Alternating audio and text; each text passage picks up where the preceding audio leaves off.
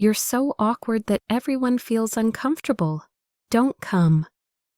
My mother's words echoed in my head as I sat cross-legged on my living room floor in Denver, Colorado, surrounded by travel brochures.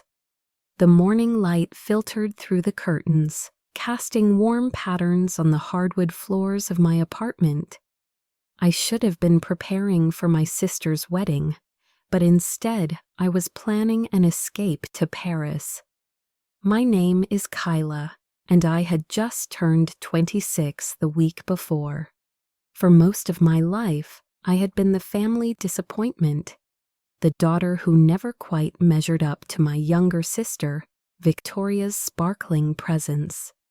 While she glided through life collecting achievements and admirers, I stumbled through mine with social anxiety and a tendency to say the wrong thing at the wrong time. The phone call from my mother had come 3 days earlier, delivered in that particular tone she reserved for me, part exasperation, part embarrassment. Victoria was marrying Warren, a real estate developer whose family owned half the waterfront properties in Miami. The wedding would be a lavish affair at a historic estate, with 200 guests dressed in designer clothes, sipping champagne that cost more than my monthly rent. "We've discussed it as a family," my mother had said, her voice tight. "Victoria's concerned about the impression you'll make. You know how you get at social events, Kyla. The stammering, the awkward silences. Warren's family is very particular about appearances, and this day needs to be perfect." I had wanted to argue, to defend myself, to point out that I was her daughter too. But the words caught in my throat the way they always did when I tried to stand up to her. Instead, I whispered, "I understand," and ended the call before the tears started. My best friend Zara had found me crying in my cubicle at the insurance company, where we both worked as claims adjusters. She listened to the whole story while rubbing circles on my back, her face growing more indignant with each detail. "That's absolutely cruel," she said firmly. "You're her sister. You should be there." "Maybe they're right," I murmured, wiping my eyes. "I am awkward. I do make people uncomfortable." "Stop that right now." Zara gripped my shoulders, forcing me to meet her eyes. "You're thoughtful and kind. Just because you're not loud and flashy like Victoria doesn't mean you're less worthy." But Zara's words couldn't erase a lifetime of feeling like I didn't belong in my own family. My father, a successful surgeon, had always been distant, more interested in his golf handicap than his daughters. My mother, obsessed with status and appearances, had poured all her attention into Victoria, the daughter who reflected well on her. And Victoria herself had learned early that pushing me aside earned her more spotlight. So instead of fighting for my place at a wedding where I wasn't wanted, I had made a different choice. I booked a flight to Paris, departing the morning of Victoria's wedding. I would spend the day wandering through the Louvre, eating croissants at sidewalk cafes, and pretending I was someone else, someone confident and free. My phone buzzed with a text from my mother. "Victoria wants to make sure you're not planning to show up uninvited. Please confirm." I typed back, "I'll be out of the country. Have a beautiful day." There was no response, no attempt to convince me otherwise, no last-minute change of heart, just silence which told me everything I needed to know. I purchased my plane ticket that evening, watching my savings account dwindle as I clicked the confirmation button. It was impulsive and expensive, but the idea of being an ocean away when my sister married into wealth and status felt necessary for my survival. I couldn't watch from the sidelines as my family celebrated without me, as they smiled for photos that would exclude me from their history. Zara helped me plan the trip, her enthusiasm gradually lifting my spirits. We mapped out museums, restaurants, and parks. She insisted I buy a new dress, something beautiful that would make me feel special, even if I was alone. "You deserve to have your own celebration," she said as we shopped. "Who cares about some stuffy wedding? You'll be in Paris." The night before my flight, I packed carefully, folding the navy blue dress Zara had helped me choose, adding the worn paperback of a novel I had been meaning to read. I included a small journal, thinking maybe I would document this trip, this act of choosing myself for once. As I zipped my suitcase closed, my phone lit up with a notification. It was an Instagram post from Victoria, a photo of her and Warren looking radiant with a caption about their upcoming wedding and eternal love. The comments were flooded with heart emojis and congratulations. I scrolled through them, recognizing names of cousins, family, friends, and distant relatives who would all be there to witness her perfect day. I closed the app quickly, my chest tight with an emotion I couldn't quite name. It wasn't jealousy exactly, though there was a trace of that. It was more like grief for the relationship we had never had, for the family that had never quite felt like mine. The morning of my departure arrived with clear skies and unseasonably warm weather. I caught an early train to the airport, my suitcase rolling beside me, my heart lighter than it had been in weeks.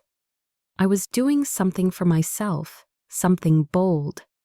But as I settled into my seat on the plane, watching Denver disappear below me, I couldn't shake a strange feeling of foreboding, as if I were missing something important that I couldn't yet see. The flight to Paris was long but peaceful. I watched 3 movies I had been meaning to see, dozed fitfully against the window, and tried not to check the time constantly. Somewhere over the Atlantic Ocean, Victoria would be walking down the aisle in a dress that probably cost more than my car. My mother would be crying tears of joy. My father would be standing proud, his successful daughter marrying into exactly the kind of family he approved of, and I was 30,000 feet in the air, running away. I arrived in Paris as the sun was rising, painting the city in shades of pink and gold. The taxi driver who brought me to my small hotel near the Latin Quarter spoke broken English and pointed out landmarks as we drove.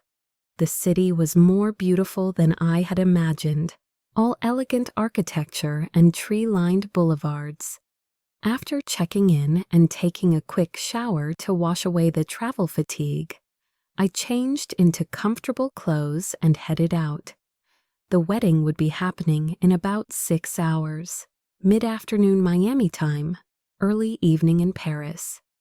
I planned to be deep in the Louvre by then, surrounded by art and tourists, too distracted to imagine what I was missing. The morning passed in a pleasant blur.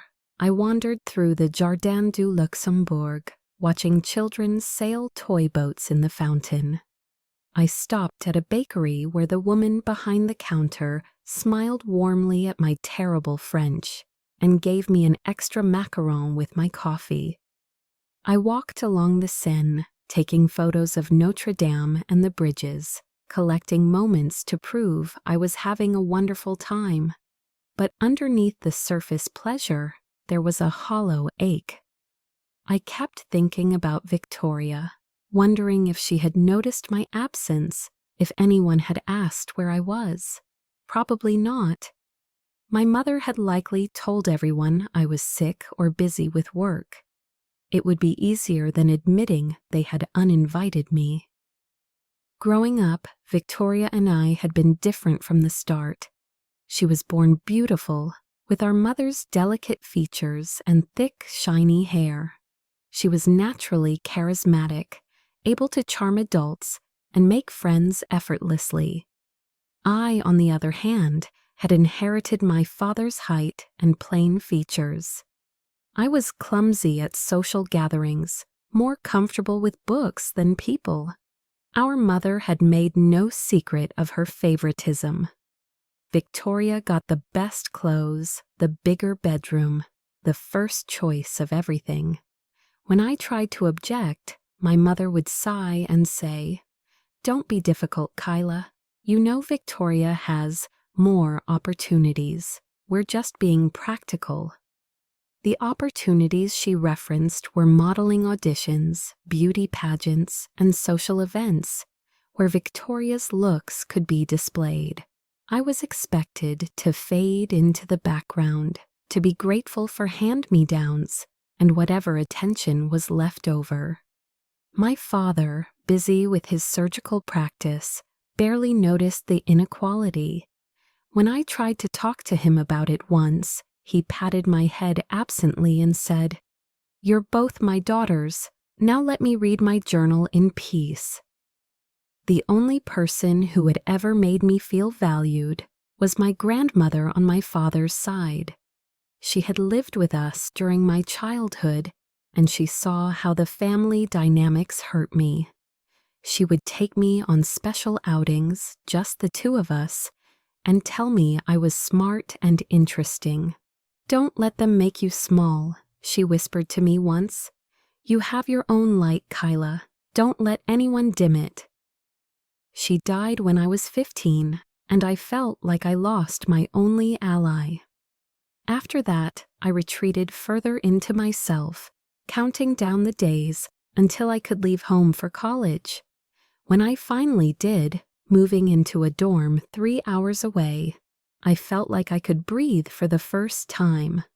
But even distance didn't erase the patterns. Victoria still got the praise, the attention, the love. I got obligation and disappointment. Family dinners became exercises in feeling invisible as everyone celebrated Victoria's latest accomplishment. When I graduated college with honors, my mother spent the dinner talking about Victoria's new boyfriend. When I got my job at the insurance company, my father asked when I was planning to do something more impressive. Warren had entered Victoria's life 8 months ago. They met at a charity event, of course, where she was volunteering to look good and he was networking. My mother had been thrilled. A wealthy man from a prominent family, exactly what she had been grooming Victoria for. I had met Warren only once at a family dinner my mother insisted I attend. He was handsome in a generic way, with practiced charm and a firm handshake. He barely acknowledged me, focusing all his attention on Victoria and my parents. At one point, I tried to join the conversation, and he looked at me with confusion, as if he had forgotten I existed. Victoria had glowed beside him, soaking up the admiration. When I left early, claiming a headache, no one tried to stop me. The engagement had happened quickly, followed by wedding planning that consumed my mother entirely.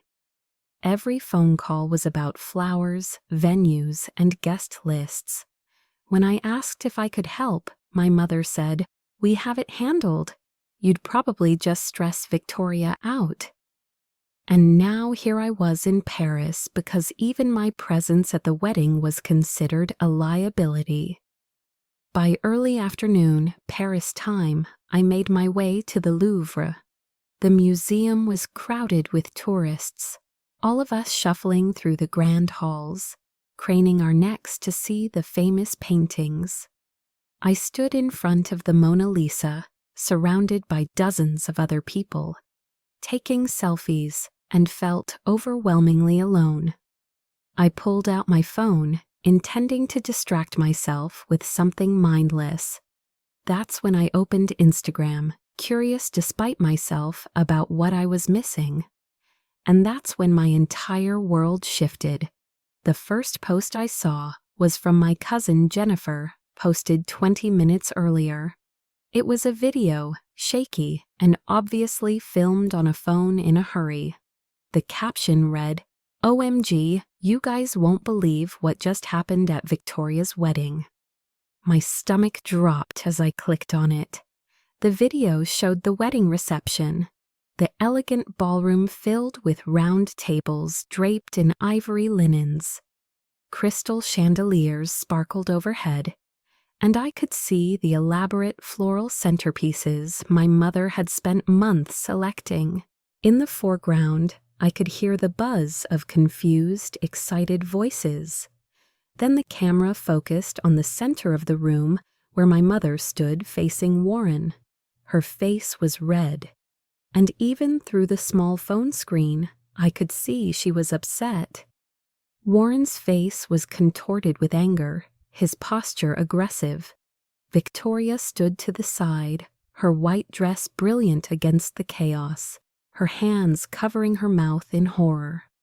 I turned up the volume, pressing the phone close to my ear to hear over the museum noise around me. "You think you can dictate to me?" Warren's voice was sharp, cutting. "You're nobody. Your entire family is nobody. How dare you speak to me that way?" My mother shot back, her voice shrill. "After everything we've done to welcome you into this family." "Welcome me?" Warren laughed, harsh and mocking.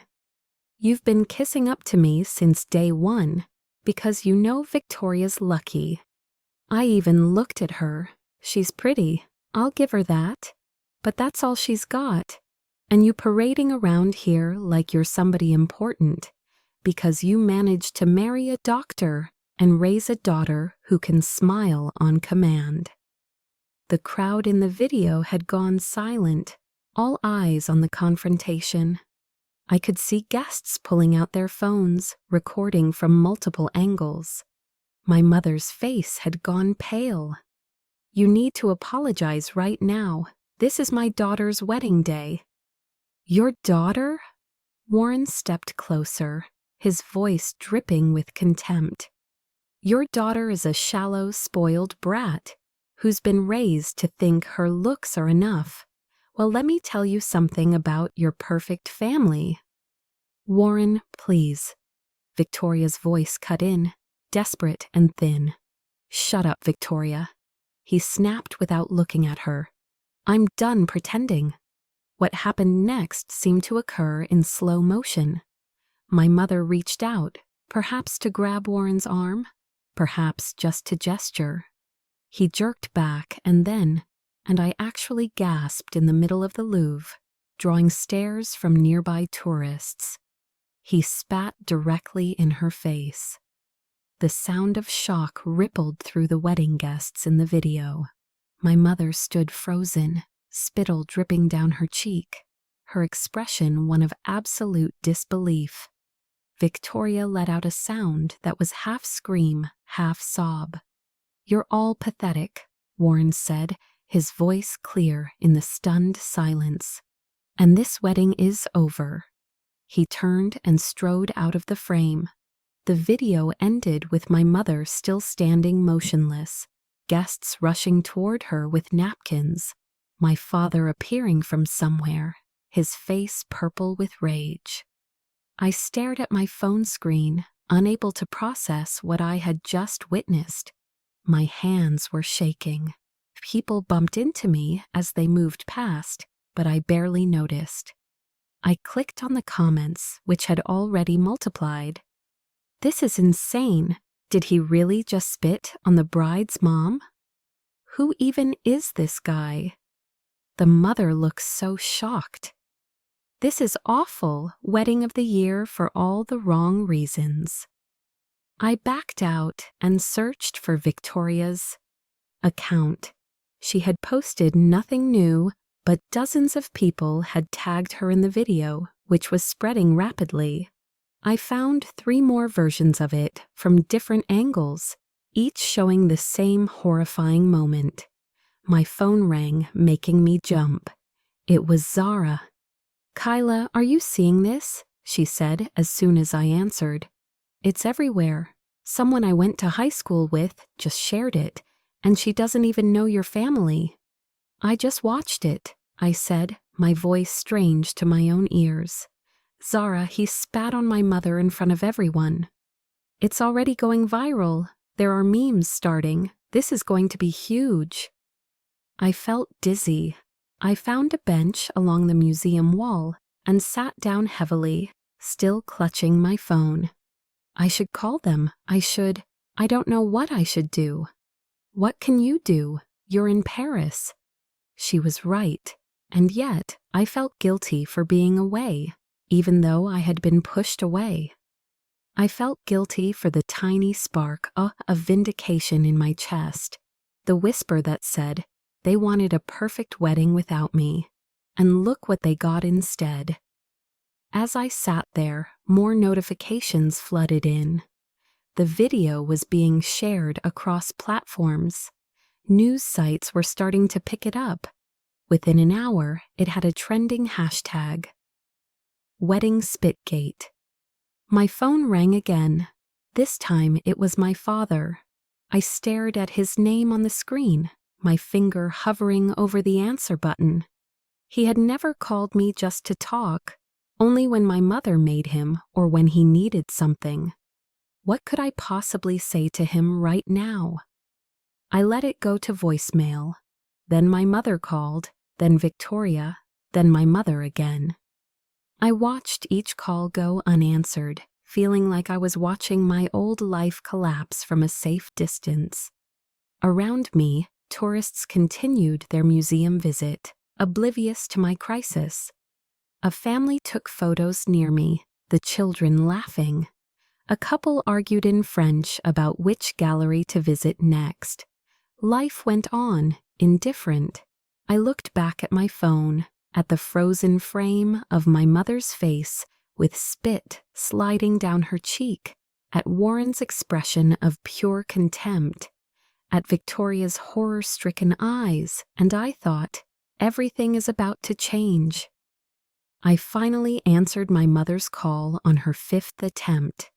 By then, I had left the Louvre and was sitting in a small cafe near my hotel, nursing a cup of coffee that had gone cold while I watched my phone light up repeatedly. "Kyla." Her voice was raw, stripped of its usual composed superiority. "Where are you?" "I told you I'm in Paris. You need to come home right now." I stirred my coffee slowly, watching the spoon create small whirlpools.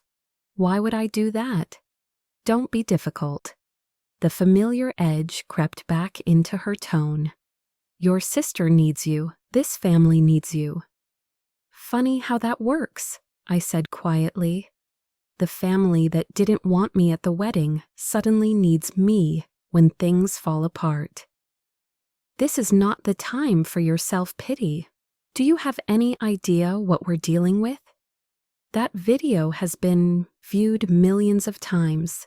Millions. Kyla, your father's practice is getting calls. Victoria is hysterical. We're being harassed online. And where are you? Hiding in France like a coward." Something inside me snapped. "A coward? You told me not to come. You said I was too awkward, too embarrassing. You said I would ruin Victoria's perfect day." "I never said that." "Yes, you did, 3 days ago. You said everyone would be uncomfortable if I attended." There was a pause. When she spoke again, her voice had shifted to the manipulative sweetness she used when she wanted something.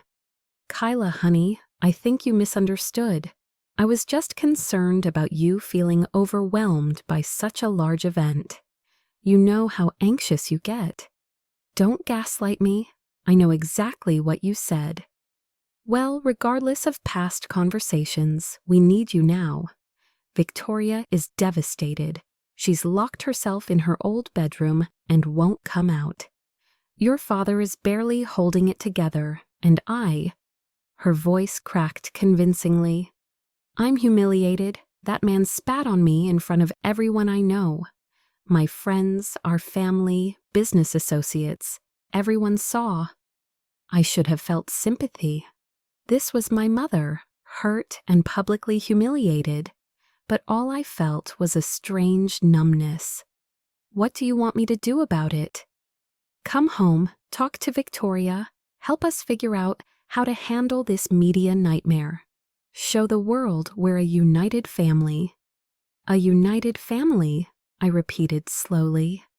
The family that excludes me until they need damage control. Kyla, please, I'm begging you. She had never begged me for anything in my life. The sound of it should have moved me, but instead, it felt hollow, performative. She didn't want me. She wanted a solution to her problem. I'll think about it, I said.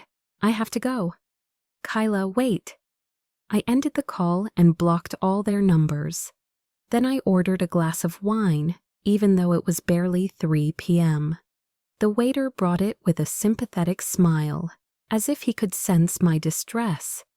For the next hour, I scrolled through the coverage of what was being called the wedding spit scandal. News outlets had picked it up. Entertainment websites were dissecting every moment. People were analyzing Warren's words, my mother's reaction, Victoria's horror. Some comments were sympathetic to my family. Others were brutal. The mother looked so arrogant, probably deserved it. Rich people problems, LOL. That poor bride, though. Imagine your wedding becoming a meme. The groom is clearly unstable, but that family seems toxic too. Then I found something that made my blood run cold. A gossip website had done some digging into Warren's background. According to their investigation, he had a history of volatile behavior. A previous girlfriend had filed a restraining order against him 2 years ago, claiming he had threatened her. He had been fired from his previous real estate firm for aggressive behavior toward colleagues. His family's wealth had apparently helped bury these incidents. My mother had been so dazzled by his money and status that she had never bothered to check who Victoria was actually marrying. Or maybe she had known and didn't care, as long as Victoria married rich. I took a screenshot of the article and stared at it. This information changed things. My sister, for all her shallow priorities and complicity in my exclusion, was tied to a man who might be dangerous. My phone buzzed with a call from an unknown number. Against my better judgment, I answered. Kyla. It was Victoria, her voice thick with crying. She must have borrowed someone's phone. Please don't hang up. I didn't say anything. I know you hate me, she continued, words tumbling out in a rush. I know we treated you terribly. I know I should have stood up for you about the wedding. But please, please come home. I don't know what to do. Warren texted me that he's coming back tonight, and we need to talk. And I'm scared, Kyla. I'm really scared. Then don't see him. Stay at Mom and Dad's. You don't understand. He has a key to my apartment. He knows where everything is. He's been calling and texting nonstop, and the things he's saying. Her voice broke. I thought I knew him. He was always so charming, so perfect. But the things he said at the wedding, the way he looked at all of us, like we were nothing. Did you know about his past? The restraining order? The job he lost? Silence. Then, what are you talking about? I sent her the article.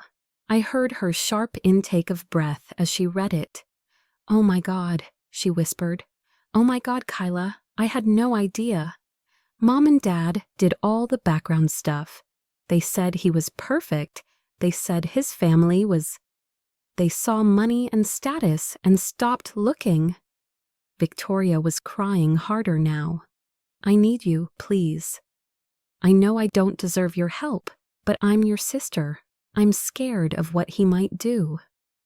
I closed my eyes, wrestling with competing emotions. Part of me wanted to tell her to figure it out herself, to let her experience what it felt like to be abandoned by family. But another part, the part that remembered us as children before everything got complicated, couldn't ignore her fear. "I'll see what I can do," I said finally. "But Victoria, I'm not coming back to play happy family and pretend everything is fine. If I come back, things are going to be different. Anything, I'll do anything. Just please help me." After we hung up, I sat for a long time watching the Parisian street life flow past my cafe table. Couples holding hands, tourists studying maps, locals hurrying home from work. Normal life continuing obliviously while my world rearranged itself. I pulled up flight information on my phone. There was a flight leaving tomorrow morning that would get me back to Denver by evening. It was expensive to change my ticket, but I had my credit card. As I booked it, I felt something shift inside me. I was going back, but not as the embarrassed daughter trying to make herself smaller. I was going back with information, with leverage, with a clearer view of exactly who my family was. And maybe, just maybe, I was going back to finally stand up for myself. The flight home felt different from the flight to Paris. I wasn't running away this time. I was running towards something, though I wasn't entirely sure what. I spent most of the journey researching, my laptop open to multiple tabs about Warren, his family, and the various news stories that had spawned from the wedding video. What I discovered painted a disturbing picture. Warren's family wealth came from his grandfather, who had built a real estate empire in the 1970s. But Warren himself was the youngest son, often overlooked in favor of his more accomplished older brothers. His position in the family company was largely ceremonial, a title with no real power. He had bounced between various roles, leaving each one under murky circumstances. The restraining order from his ex-girlfriend included details that made my stomach turn. She described him as charming initially, then increasingly controlling and aggressive. He would fly into rages over minor issues, then apologize extravagantly with expensive gifts. The final incident that led to the restraining order involved him showing up at her workplace and causing a scene when she tried to end things. I found her social media profile. She had deleted most old posts, but there was one from a year ago. 1 year free from toxicity. If you're in a relationship where you feel afraid, please know you deserve better. Leaving was the hardest and best thing I ever did. I took more screenshots, building a file of information. If Warren was as volatile as he appeared, my family was going to need more than damage control. They were going to need protection. When I landed in Denver, it was raining, the kind of persistent drizzle that characterizes Rocky Mountain autumns. I took a rideshare directly to my parents' house, a sprawling colonial in an upscale suburb where every lawn was manicured and every car was expensive. My mother answered the door looking haggard. Her usually perfect hair was pulled back messily, and she wore no makeup. For the first time in my life, she looked old. "You came," she said, and there might have been genuine relief in her voice. "Where's Victoria?" "Upstairs. She hasn't left her room since yesterday. Your father is at the office, trying to manage the fallout. His practice has been flooded with calls from reporters." I walked past her without waiting for an invitation. The house looked the same as always, tastefully decorated, immaculate, cold. I climbed the stairs to Victoria's childhood bedroom, the largest room on the second floor, the one with the best view. I knocked. "Victoria, it's Kyla." The door opened immediately. My sister looked terrible. Her eyes were swollen from crying, her hair tangled. She was wearing sweatpants and an old t-shirt. No makeup, no jewelry. I had never seen her look so undone. "You're really here," she said. And then she hugged me. I stood stiffly, not returning the embrace at first, but her shoulders were shaking, and she was sobbing into my shoulder. And despite everything, she was still my sister. My arms came up slowly, awkwardly, and patted her back. "Come in," she said, pulling away and wiping her eyes. "I need to tell you everything." We sat on her bed, the same bed she had lounged on years ago, while talking on the phone to friends, ignoring me when I tried to join her. The irony wasn't lost on me. "Warren's been texting me constantly," she began, showing me her phone. The messages were a disturbing mix of rage and manipulation. Some called her worthless and stupid. Others apologized profusely and begged for another chance. Some were threatening in vague, unsettling ways. "I'm coming over tonight, whether you like it or not. We need to talk face to face. You're making this worse by ignoring me. I know where you are. I love you so much, baby. I was just stressed. Your mom provoked me. Give me a chance to explain. You're going to regret treating me this way." I felt cold reading them. "Have you responded to any of these?" I told him to leave me alone. That made him angrier. "You need to go to the police, get a restraining order." "With what evidence? He hasn't actually threatened me directly." "And his family, Kyla, his family is powerful. They have lawyers, connections. Mom and Dad are terrified of them suing us for defamation or something." "Defamation? He's the one who spat on Mom in front of 200 witnesses." "I know, but his family is claiming he was provoked. That Mom said something offensive first. They're trying to spin this as him being the victim of our social climbing." I laughed bitterly. "That's rich. Mom has been social climbing since the day she married Dad." Victoria looked at me with an expression I had never seen from her before. Honest acknowledgement. "I know, I've always known, but I thought that's just how life worked. You marry someone successful, you present the right image, and everything works out. That's what Mom taught me. And look where it got you." She flinched but didn't argue. "I saw the articles you sent about his ex-girlfriend, the restraining order. I can't believe I didn't know. I can't believe Mom and Dad didn't check. They saw what they wanted to see: money, status, the right family name. They were so excited to marry you off to someone impressive that they didn't bother looking deeper. Just like they were so excited to have me be the pretty, popular daughter that they didn't care about anything else." Victoria twisted her hands in her lap. "I know I've been awful to you, Kyla. I know I went along with Mom treating you like you didn't matter. It was easier to be the favorite than to stand up for what was right." "Yes, it was easier," I agreed. "And now you're paying the price for building your life on shallow foundations." "I know." She looked at me with tears streaming down her face. "And I'm sorry. I'm so sorry for everything. For every time I got the bigger room, the better clothes, the attention. For every time I let Mom exclude you or put you down for the wedding. God, Kyla, I should never have agreed. To you not being there, you're my sister. I wanted to say I forgive you. I wanted to hug her and tell her we would fix this together. but years of hurt don't evaporate with one apology, no matter how sincere.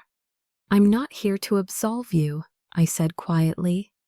I'm here because you're scared and you asked for help. But Victoria, when this is over, we're going to have some serious conversations about our family and how we treat each other. I know I want that. I want to be better. Before I could respond, we heard shouting from downstairs. Male voices, one of them frighteningly familiar from the wedding video. Warren had arrived. Victoria grabbed my arm, her fingers digging in painfully. He's not supposed to be here. How did he get in? We crept to the top of the stairs and looked down. Warren stood in the foyer facing my mother. My father had apparently just come home and was standing between them, his face flushed with anger. "Get out of my house," my father was saying, his voice tight and controlled in that surgeon way he had, when he was furious but trying not to show it. "I need to see Victoria," Warren said. He was disheveled, his expensive suit wrinkled, his hair messy. He looked like he hadn't slept. "She's not answering my calls. I need to explain. You spat on my wife at my daughter's wedding. You humiliated our entire family. You have exactly 10 seconds to leave before I call the police." Warren laughed, and the sound made my skin crawl. The police? And tell them what? That I had a disagreement with my mother-in-law? That I got upset at my own wedding? You assaulted her. Is that what she's calling it? Interesting, since she's the one who grabbed me first.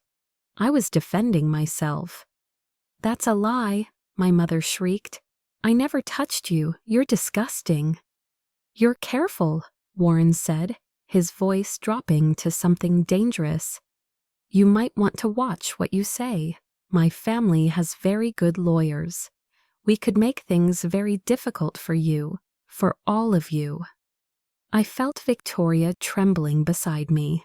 I pulled out my phone and started recording, angling it to capture the scene below. Whatever happened next, we were going to have evidence. "Are you threatening us?" my father asked. "I'm stating facts. You've all been slandering me online, sharing that video, making me look like a monster. But what people don't see is what led up to that moment.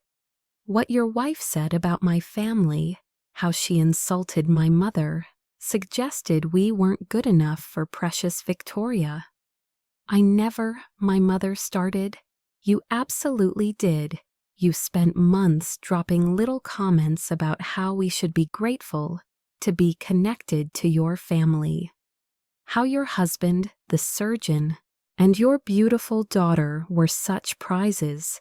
You treated me like hired help at my own wedding." "That's not true," my father said, but there was less certainty in his voice. "Isn't it? But here's the thing. None of that matters now. What matters is that Victoria and I are married, legally married, and I want to see my wife." "The marriage isn't valid," my mother said quickly. "You walked out before the ceremony was finished, before signing the papers." Warren smiled, and it was not a pleasant expression. "Actually, we signed the marriage license that morning at the courthouse. A little insurance policy, you might say. So yes, Victoria is legally my wife, and I have every right to see her." The words hit like a physical blow. I saw my parents' faces go slack with shock. Beside me, Victoria made a small wounded sound. "You said we would do it at the wedding," she whispered to me. "He said doing it at the courthouse first was just a formality for paperwork. That the real marriage was the ceremony. I thought it was romantic, spontaneous. I didn't tell anyone because he said it should be our secret." My mind raced through the implications. If they were legally married, everything became more complicated. Divorce would take time. Warren could claim rights to anything Victoria owned, and in the meantime, he could make all their lives miserable. Unless an idea was forming, risky and possibly brilliant, but I needed more information first. I handed my phone to Victoria, still recording, and whispered, "Keep filming, don't let him see you." Then I walked downstairs. "Who the hell are you?" Warren asked when he saw me.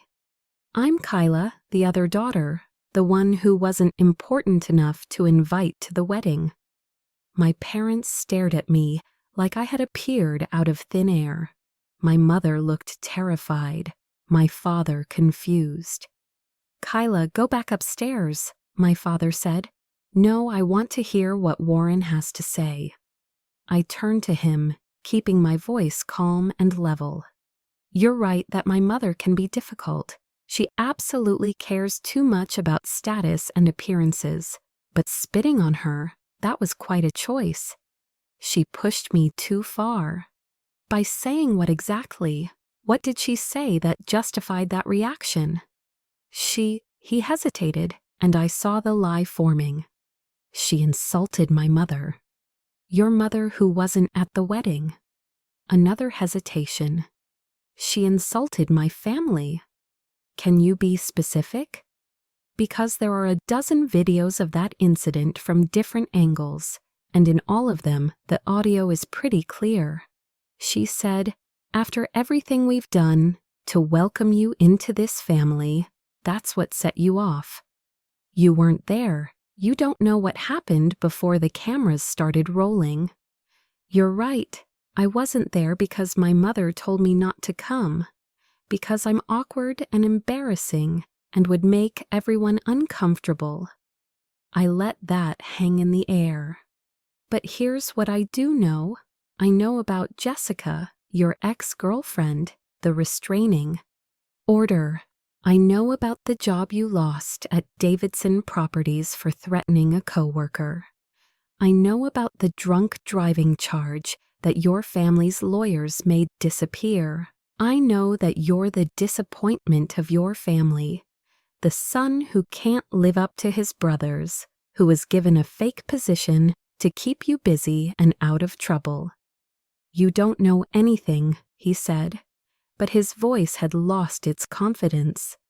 "I know that you saw Victoria as a prize, a beautiful, naive woman from a family desperate to marry her off to money. I know you love-bombed her, isolated her from her friends, and made her dependent on your approval. Classic abuser tactics. I love Victoria. You love controlling her. There's a difference." I pulled out my phone and showed him the screenshots I had taken of his text messages to Victoria. "These don't read like love. They read like obsession and rage." He lunged toward me, and my father immediately stepped between us. "Don't you dare touch her. Get out of my way." "No, you're leaving now." Warren looked around at all of us, his face twisted with fury and something else, panic. He was losing control of the situation, and he knew it. "Victoria," he shouted toward the stairs. "Victoria, get down here. We're leaving." "She's not going anywhere with you," I said calmly. "In fact, she's filing for an annulment based on fraud. You lied about your background. You manipulated her into a courthouse marriage without proper disclosure. Any judge will grant it. You can't do this. We can and we will. And if you come near her again, if you text her, call her, or show up anywhere she might be, we'll file for a restraining order. And unlike when Jessica did it, this time it will be very public. The same media that's been covering your wedding disaster will be all over the story of the abusive groom." Warren's hands clenched into fists. For a moment, I thought he might actually hit someone, but then he seemed to deflate, seeing that he had lost this round. "This isn't over," he said, his voice low and threatening. "My family will destroy all of you." Your family is probably thrilled to be rid of you, I replied. Now leave before I call the police myself. He stormed out, slamming the door so hard the windows rattled. We all stood frozen for a moment in the aftermath, the silence almost worse than the shouting. Then Victoria appeared at the top of the stairs, still holding my phone, still recording. I got everything, she said, her voice shaking but determined. Every word. And just like that, we had our evidence. The next morning, I woke up on the couch in my parents' living room, sunlight streaming through the large windows.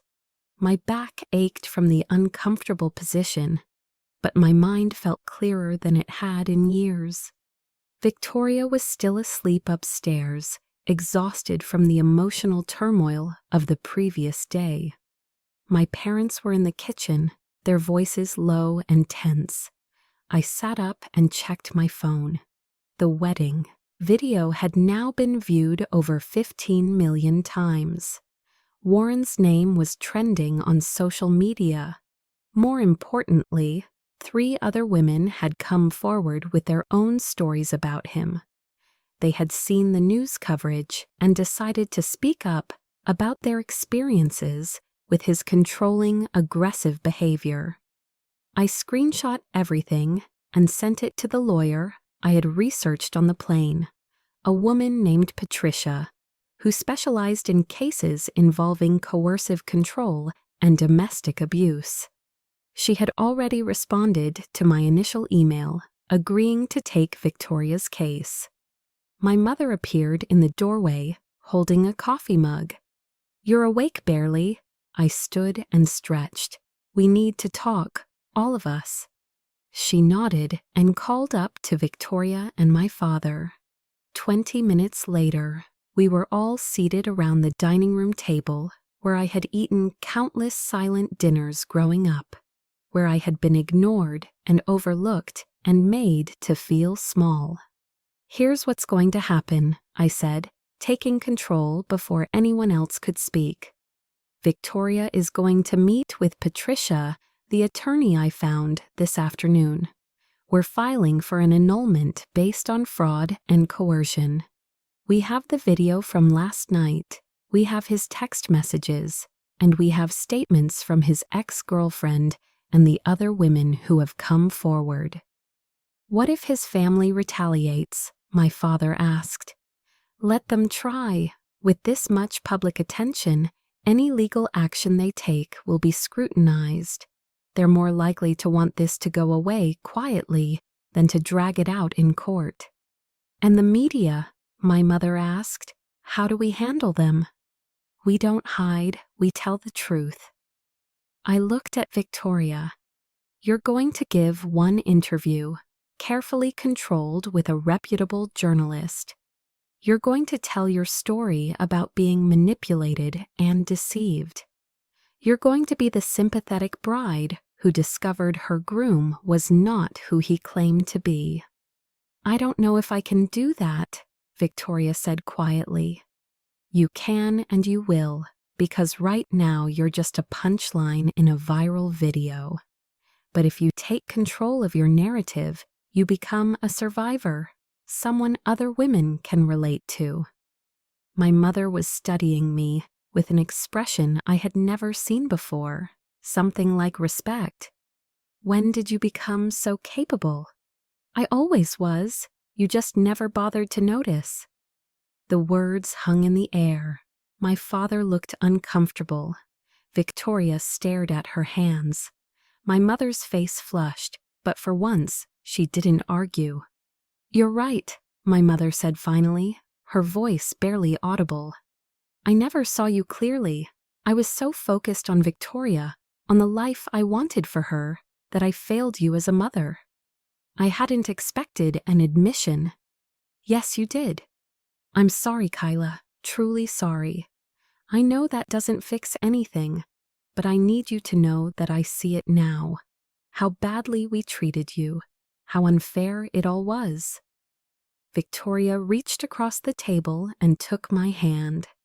"I'm sorry too, for everything. I looked at both of them, these women who had shaped so much of my pain. Part of me wanted to reject their apologies, to make them hurt the way they had hurt me. But another part, the part that was tired of carrying all this anger, wanted to try something different. "I'm not ready to say everything is forgiven," I said carefully, "but I'm willing to work towards something better if you're actually willing to change." "We are," Victoria said. "I promise we are." My father cleared his throat. "Kyla, I owe you an apology as well. I was absent when you needed a father. I let your mother dictate how our family operated, and I didn't protect you from her favoritism. That was wrong." "Yes, it was." I met his eyes. "But like I told them, I'm willing to try if you're willing to be different." He nodded, looking older and more uncertain than I had ever seen him. "Good, then let's get to work." I pulled out my laptop. "I've been up since 5 a.m. making a plan. Patricia can see Victoria at 2 p.m. today. I've also reached out to Lauren, a journalist I trust, who works for a major news outlet. She's interested in an exclusive interview with Victoria, but we need to move fast before someone else gets the story." "How do you know all these people?" my mother asked. "I've been building my own life while you weren't paying attention. I have connections, skills, and capabilities you never bothered to ask about." Over the next several hours, we executed the plan. Victoria met with Patricia, who immediately filed the annulment paperwork and began gathering evidence. I coached Victoria on what to say in the interview, helping her find her voice while keeping the message clear and sympathetic. That evening, Lauren arrived at the house with a small camera crew. She was professional and kind, putting Victoria at ease immediately. The interview lasted an hour, with Victoria speaking honestly about how Warren had manipulated her, how the courthouse marriage had been presented as romantic spontaneity rather than the control tactic it actually was, and how she was grateful the truth had come out before it was too late. "I want other women to know that abuse doesn't always look like what you think it does," Victoria said to the camera, tears streaming down her face. "Sometimes it's charming and looks like love. Sometimes it comes from wealthy, respectable families. And sometimes you don't see it until something breaks the illusion." When it was over, Lauren thanked us and promised the piece would air within 48 hours. "This is going to be powerful," she said. "You're very brave." After she left, Victoria collapsed on the couch, emotionally drained. I sat beside her, and she leaned her head on my shoulder. "Thank you," she whispered, "for coming back. For helping me. I don't deserve it." "Maybe not," I agreed. "But I'm not doing this for you alone. I'm doing it because it's the right thing to do, and because maybe, just maybe, we can become the sisters we should have been all along." She squeezed my hand, and for the first time in years, the gesture felt genuine. The interview aired 2 days later during prime time. I watched it with my family in the living room, all of us tense and silent. Victoria came across as vulnerable but strong, sympathetic without being weak. The producers had done an excellent job editing, including the viral wedding video, alongside Victoria's testimony, then showing the text messages Warren had sent and including interviews with 2 of the other women who had come forward. The response was immediate and overwhelming. Within an hour, Victoria's social media was flooded with supportive messages. The hashtag from the wedding scandal shifted from mockery to support. Women shared their own stories of manipulation and abuse, the narrative had completely flipped. And then things got even better. Warren's family released a statement through their publicist the next morning.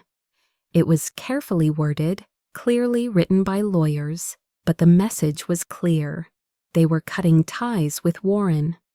They acknowledged that he had serious personal issues that they had hoped he would address, and that they supported Victoria's decision to end the marriage. They were essentially throwing him under the bus to protect their own reputation.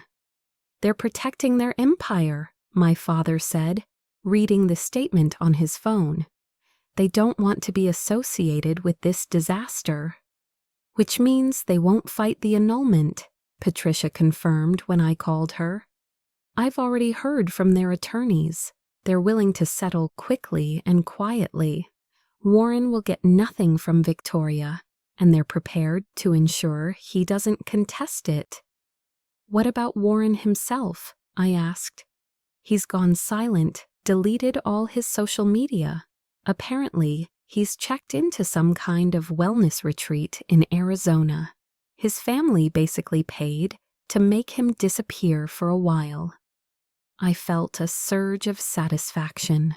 Warren had tried to control and intimidate my sister, had humiliated my mother in public, had threatened my family, and now he was the one hiding, disgraced and abandoned even by his own family.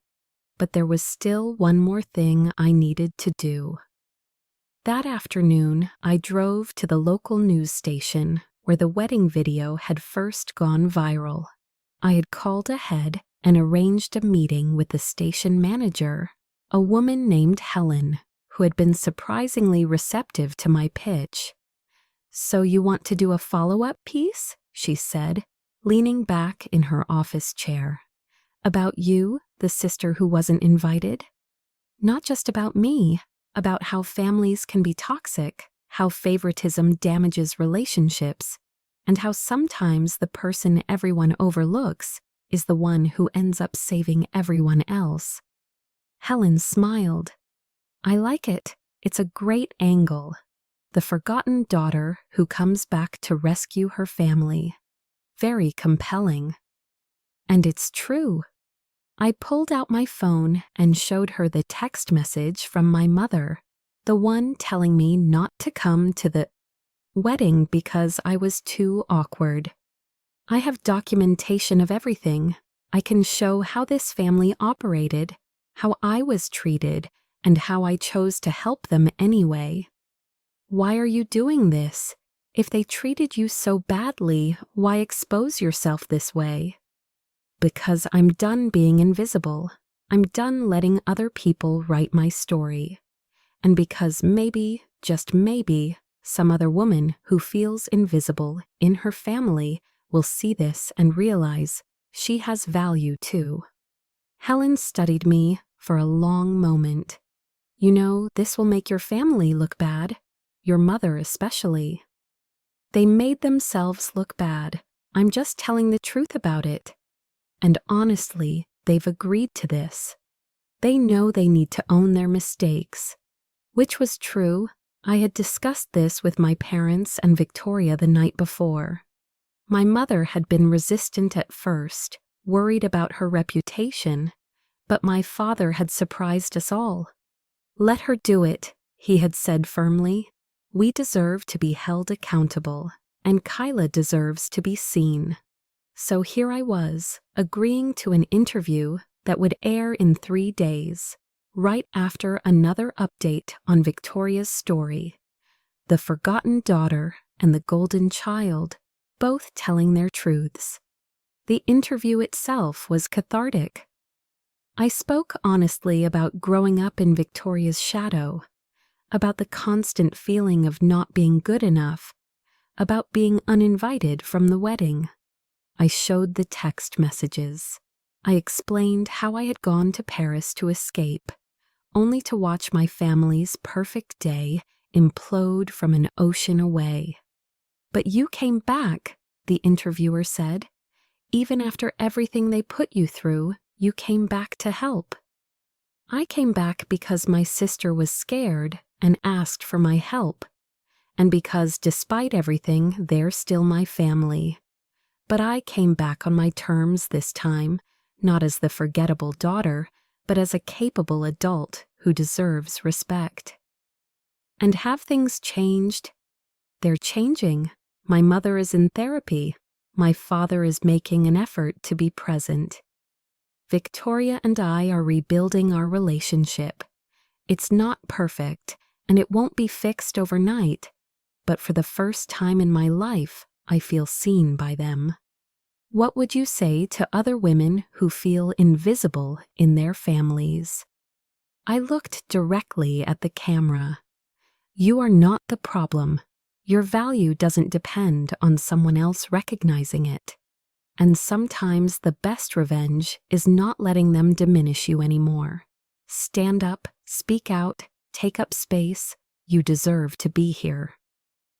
When the interview aired, my phone exploded with messages. Friends I hadn't spoken to in years reached out. Coworkers told me they had no idea what I had been dealing with. Strangers sent me messages thanking me for my honesty. But the message that mattered most came from Zara. I'm so proud of you. You're a warrior. I smiled and texted back. Just took me a while to realize it. That evening, my family gathered for dinner at a restaurant, our first public outing since the scandal. People recognized us, but instead of judgment, they offered support. Several women approached to thank Victoria and me for speaking out. As we sat at our table, my mother raised her glass. To Kyla, she said, her voice thick with emotion, for saving us when we didn't deserve it. To Kyla, the others echoed. I raised my own glass, meeting each of their eyes. To second chances and to doing better. We clinked glasses, and for the first time in my memory, I felt like I actually belonged at this table. 3 months later, I stood in the doorway of a small conference room in downtown Denver, watching as a dozen women found their seats around the table. This was the third meeting of the support group I had started, a space for women dealing with family rejection, favoritism, and the unique pain of feeling invisible to the people who should love them most. Thank you all for coming, I said, taking my seat at the head of the table. Let's go around and share how this week has been. The responses varied. Some women were making progress with their families. Others had decided to step back and create distance. One woman shared that she had confronted her parents about years of favoring her brother, and while it had been painful, she felt lighter afterward. It's like I finally gave myself permission to acknowledge the hurt, she said, and that acknowledgement was its own kind of healing. I nodded, understanding exactly what she meant. My own healing had been a process. Not a single moment. The months since the wedding had been filled with difficult conversations, therapy sessions, and painful honesty. But slowly, gradually, my family was changing. My mother had committed to weekly therapy and had actually apologized to me multiple times, not just once in a moment of crisis. She was learning to examine her own behaviors, to understand how her obsession with status and appearances had damaged her daughters. It wasn't perfect, but it was progress. My father had started having weekly coffee dates with me, just the two of us, where he actually asked about my life and listened to my answers. He was awkward at first, unused to genuine connection with me, but he was trying. That effort mattered. Victoria and I were rebuilding our relationship slowly. She had started therapy too, working through her own complicity in the family dynamics and her pattern of defining herself through male attention. We talked on the phone several times a week now, Real conversations about real things, not the superficial exchanges we had before.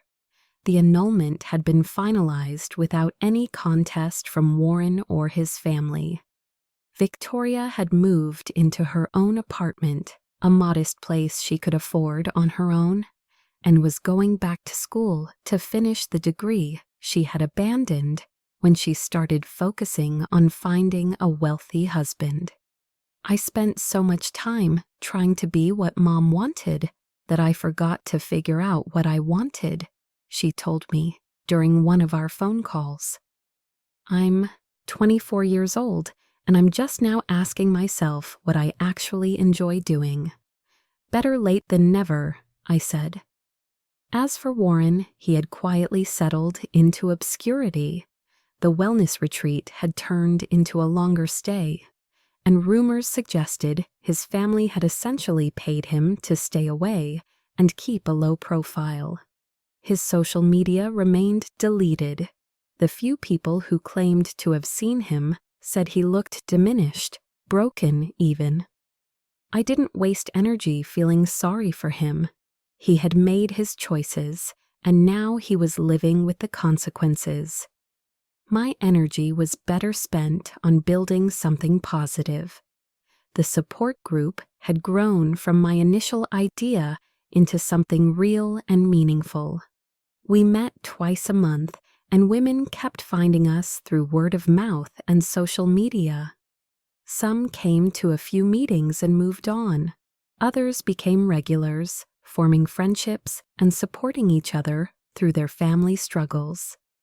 I had also started speaking at events, sharing my story at conferences about family dynamics and women's empowerment. The awkward, anxious woman who had been told she would embarrass her family was now standing on stages, speaking to hundreds of people and being applauded for it. The irony was not lost on me. After the support group meeting ended, I drove to my parents' house for our now regular Sunday dinner. These gatherings were different from the tense, silent meals of my childhood. Now we actually talked, laughed sometimes, and dealt with conflicts directly instead of letting them fester. "How was the meeting?" Victoria asked when I arrived. She had come straight from her shift at the bookstore where she was working part-time while going to school. "Good. We had 2 new women join today." "That's wonderful."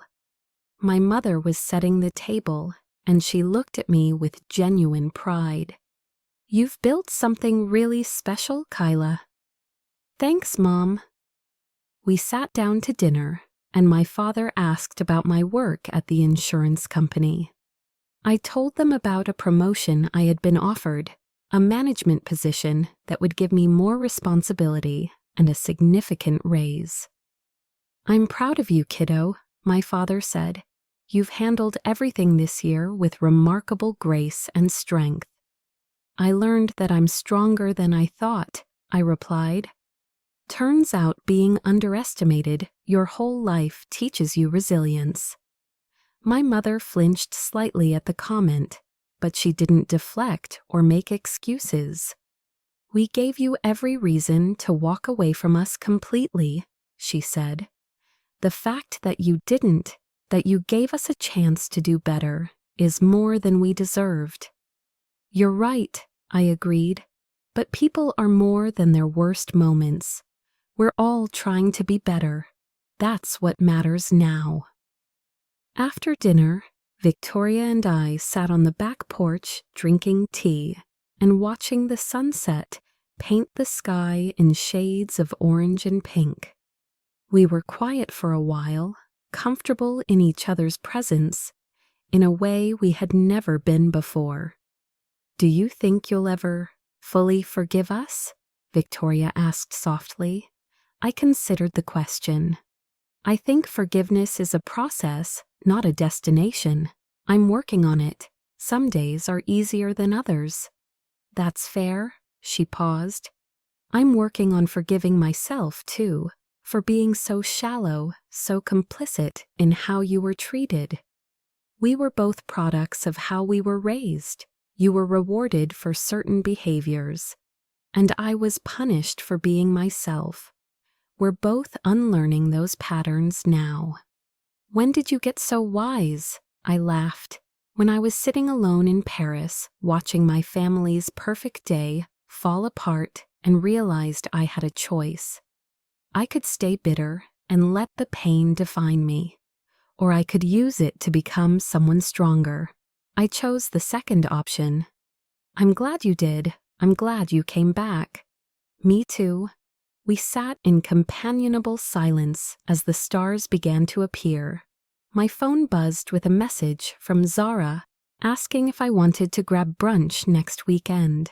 I smiled and replied yes, grateful for the friend who had been there for me when my family wasn't. As I drove home later that night, I thought about the journey I had been on, from the forgotten daughter to the woman who saved her family from their own mistakes, from invisible to undeniable, from running away to standing my ground. The wedding that I wasn't invited to had become the catalyst for everything that came after. The viral video, the public humiliation, the exposure of Warren's true nature, it had all cracked open the perfect facade my family had maintained for so long. And in the wreckage, we had found a chance to build something more honest. Warren faced the consequences of his actions in ways both public and private. His family's statement had permanently damaged his reputation in their social circles. The other women who came forward had given interviews that painted a clear pattern of his abusive behavior. He lost his position at his family's company, lost access to their wealth, and became a cautionary tale about entitled men who think charm and money excuse cruelty. His name was forever linked to that moment of spitting on my mother, a permanent stain on his character that no amount of wellness retreats could erase. The last I heard, he was living in a small apartment in Arizona, working a regular job for the first time in his life, humbled and alone, exactly what he deserved. My mother, too, had faced her own reckoning. Her social media had been flooded with criticism after my interview aired, forcing her to confront how her behavior appeared to others. Several of her friends had distanced themselves, uncomfortable with the truth that had been exposed. She had cried many nights, mourning the reputation she had spent decades building, but in losing that false image, she had gained something more valuable: real relationships with her daughters built on honesty rather than pretense. She was still learning, still stumbling sometimes, but she was genuinely trying to be a better person and mother. As for me, I had learned that revenge doesn't have to be about destruction. Sometimes the best revenge is refusing to let someone's low opinion of you become your reality. Sometimes it's taking the pain they caused and transforming it into purpose. Sometimes it's standing up and saying, I deserved better, and I'm going to demand it from now on. I had spent 26 years trying to make myself smaller to fit into my family's narrative. Now I was done shrinking. I was done apologizing for taking up space. I was done being the forgettable daughter. I was Kyla, and I was finally fully visible. And that was the sweetest victory of all.